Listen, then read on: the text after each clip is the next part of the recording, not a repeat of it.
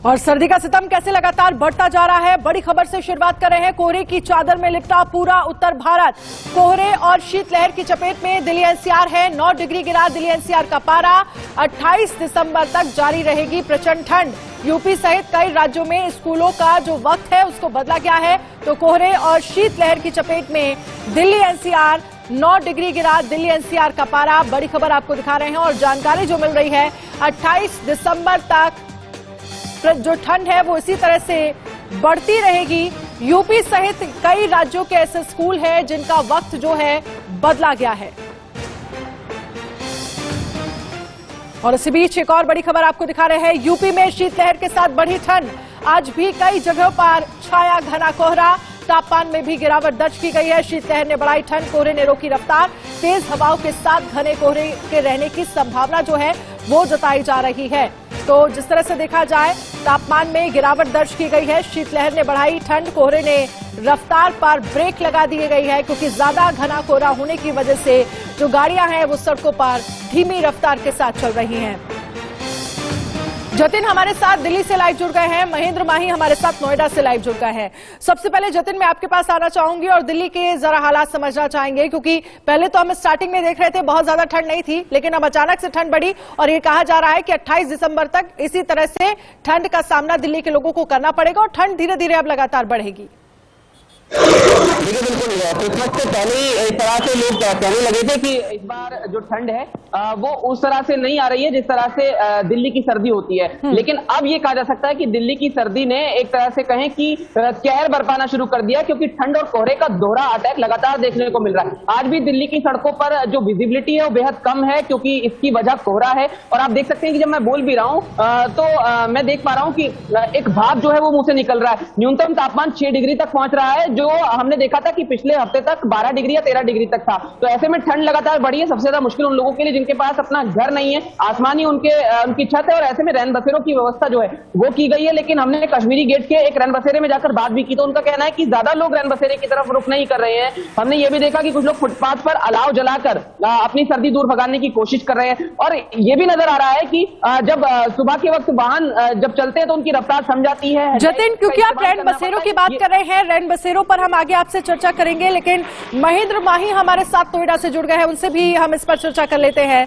महेंद्र, दिल्ली में लगातार ठंड बढ़ रही है। दिल्ली एनसीआर की अगर हम बात करें, वहां पर भी लगातार ठंड का जो कहर है वो लगातार बरपता हुआ नजर आ रहा है। अगर हम स्कूलों की टाइमिंग के बारे में बात करें तो स्कूल के टाइमिंग को बढ़ा दिया गया है, और क्या कुछ जानकारी आपके पास?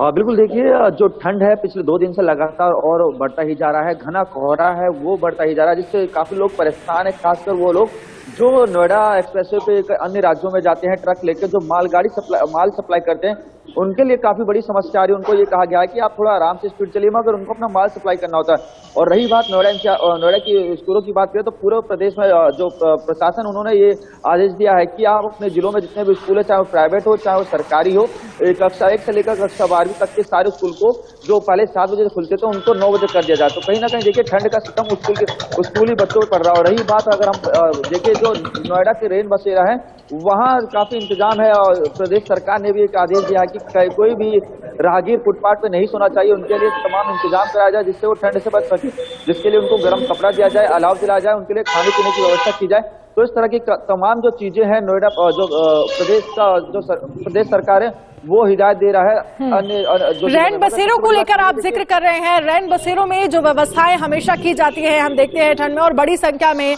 जो लोग सड़क के किनारे सो रहे होते हैं वो रैन बसेरों में जाते हैं। और क्योंकि जो तमाम व्यवस्थाएं हैं, जैसे हीटर है, रजाइयां हैं जो लोगों को मुहैया कराई जाती है, क्या वो व्यवस्थाएं नोएडा के रैन बसेरों में नजर आ रही है? बिल्कुल, देखिए, अगर नोएडा प्राधिकरण की बात करें तो नोएडा और ग्रेटर नोएडा दोनों ही जिसमें जो प्राधिकरण के अधिकारी है ऋतु महेश्वरी, तो उनकी देखरेख में तकरीबन 2 दर्जन से अधिक रेन बसेरे बनाए गए हैं। और उनकी मॉनिटरिंग होती है हर दिन कि किस चीज की व्यवस्था पूरी की गई है, किसी में कोई कंबल की कमी तो नहीं है, किसी में खाने पीने की कमी तो नहीं है। तो जो मॉनिटरिंग है वो की जा रही है, क्योंकि देखिए ये योगी का सख्त आदेश, अगर कोई भी जो बेघर अगर वो रोड पर सोता दिखाई देता है तो जो अधिकारी होता है, जो नोडल अधिकारी होता है, उस पर कार्रवाई की जाएगी। तो कहीं ना कहीं तो सख्ताई है वो ज्यादा है।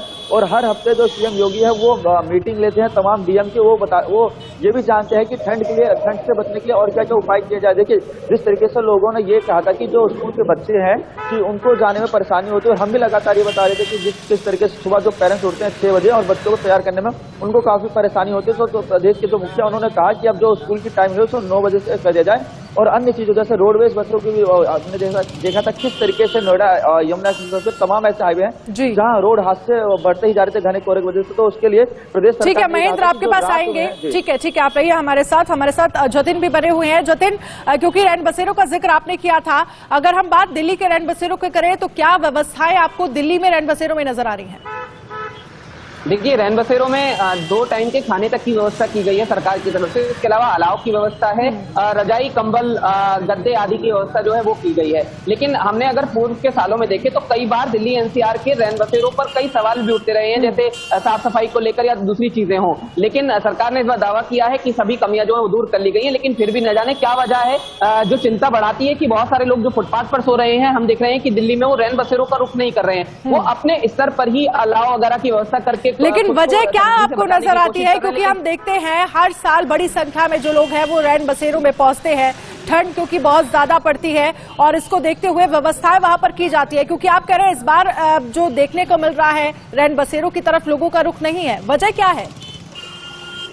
देखिए कंपैरेटिवली देखें तो रैन बसेरों में जाने वाले लोगों की संख्या कम है और सरकार निश्चित है उन लोगों को समझा भी रही है। तमाम जो प्रशासनिक इंतजाम है वो यही किए जा रहे हैं कि कोई भी व्यक्ति फुटपाथ पर ना सोए। हालांकि ये समझना होगा कि क्यों लोग रैन बसेरों की तरफ नहीं जानना चाहते हैं और हर साल रैन बसेरों का रुख भी बड़ी संख्या में लोग करते हैं। लेकिन पिछले सालों में हो सकता है उठे सवालों को लेकर जो है लोग नहीं जाना चाहते हो, मगर इस बार जो व्यवस्था है वो पूरी तरह से की गई है। लेकिन सबसे बड़ी समस्या जो है ठंड के साथ साथ कोहरे की है। और दिल्ली की अगर हम बात करते हैं तो यहाँ पर जो स्मॉग है, जो प्रदूषण का असर है वो भी काफी ज्यादा होता है। और जब स्मॉग का अटैक होता है तो ये और ज्यादा मुश्किल बढ़ा देता है। तो एक तरफ ठंड कोहरा और दूसरी तरफ ये स्मॉग, तो कहीं ना कहीं मुश्किल हालात जरूर हैं लोगों के लिए और उससे निपटने के लिए तमाम इंतजाम सरकार भी कर रही है। हालांकि कोशिश लगातार की जा रही है कि जो उपाय हैं वो जड़ से इस तरह से हो पाए जिससे ये समस्या पूरी तरह से हल हो, स्मॉग वाली जहां हम बात कर रहे हैं। हालांकि सर्दी का सिस्टम जो है वो मौसम विभाग कह रहा है कि 28 तारीख या उसके बाद तक जारी रहेगा। नए साल पर भी जो सर्दी है वो सता सकती है और इसीलिए देश की राजधानी दिल्ली में शीतकालीन जो छुट्टियां हैं स्कूलों की वो 1 से 12 जनवरी तक के लिए घोषित कर दी गई। तो ये सभी चीजें हैं जो सरकार की तरफ से भी जो कदम है, ठोस कदम वो उठाए गए हैं। बिल्कुल, और क्योंकि हम देख रहे हैं लगातार विजिबिलिटी काफी कम होने की वजह से जो गाड़ियों की रफ्तार है उस पर भी ब्रेक लगता हुआ नजर आ रहा है। महेंद्र, आपके पास मैं आना चाहूंगी, नोएडा में ठंड को लेकर अगर हम मौसम विभाग की बात करें, उत्तर प्रदेश में ठंड को लेकर क्या कुछ कहा गया है आने वाले इस समय तक? क्योंकि हम देख रहे हैं ठंड अब धीरे धीरे बढ़ना जो है वो शुरू हो जाएगी।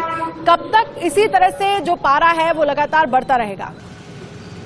बिल्कुल, देखिए जिस तरीके से लगातार हमने देखा कि ठंड और जो घना कोहरे की वजह से आए दिन हादसे होते थे, चाहे वो ट्रक की बात करें, छोटे वाहनों की बात करें, आपस में टकरा जाते थे क्योंकि उनको विजिबिलिटी आगे की जो गाड़ी होती थी उनको दिखता नहीं था। मगर जिसके बाद जो ट्रैफिक विभाग है सबसे ज्यादा अलर्ट हुआ, चाहे नोएडा की बात करें, गाजियाबाद की बात करें या अन्य जिलों की बात करें, उन्होंने बुलेटिन जारी करना स्टार्ट कर दिया। मतलब बुलेटिन में वो ये बताते थे अगर आप किसी टोल पे हैं, क्योंकि नोएडा एक्सप्रेस पर भी कई टोल पड़ते हैं, 3 से 4 टोल पड़ते हैं, तो वहाँ वो बुलेटिन जारी करते हैं। वो ये बताते हैं कि अगर आप आगे जा रहे हैं तो घना कोहरा है, अगर आप चाहें तो अगर आपको कोई इमरजेंसी नहीं तो गाड़ी रास्ते में रोक सकते हैं, और अगर आपको नींद आ रही है तो साइड में आप गाड़ी रोक के सो जाइए। मगर आपको जब नींद आती है तो आप गाड़ी नहीं चलाएंगे। साथ ही साथ उनके लिए चाय और बिस्किट की व्यवस्था भी की गई है और उनको यही बताया जा रहा है कि किस तरीके से आपको गाड़ी चलाना है, किस तरीके से आपको ड्राइव करना है। लोगों की सेफ्टी के लिए लोगों को बताया जा रहा है, जो आम लोग होते हैं जो अपने निजी काम से बाहर जाते हैं, उनको ये बताया जा रहा है कि अगर आप जाते हैं तो अपने चारों डिपर जलाइए और रफ्तार जो है एक लिमिटेड